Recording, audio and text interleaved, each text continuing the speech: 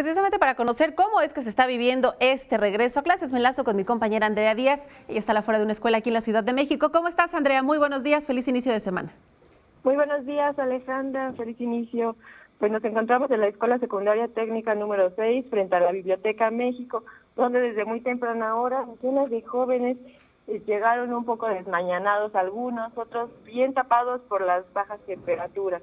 Y bien, como ya comentaban, te informo que la Secretaría de Seguridad Pública desplegó este lunes a 25,000 policías para vigilar el regreso a clases de 1,962,300 estudiantes de educación preescolar, primaria y secundaria que se reincorporan a las aulas. Esto como parte del operativo Escuela Segura, que se implementó en 9,800 escuelas públicas y privadas de la capital, así como en las rutas de transporte público, estaciones del sistema de transporte colectivo Metro, Metrobús y del tren ligero.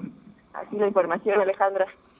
Andrea, muchísimas gracias. ¿Has tenido oportunidad de platicar con alguno de los estudiantes que te dicen tienen ganas de regresar a clases? ¿Qué tal se la pasaron en las vacaciones?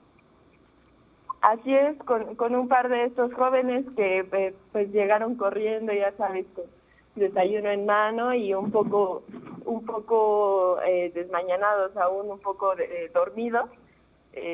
Obviamente comentan que ha sido un poco complicado despertar a esta hora tan temprano de la mañana, pero felices de regresar a las aulas.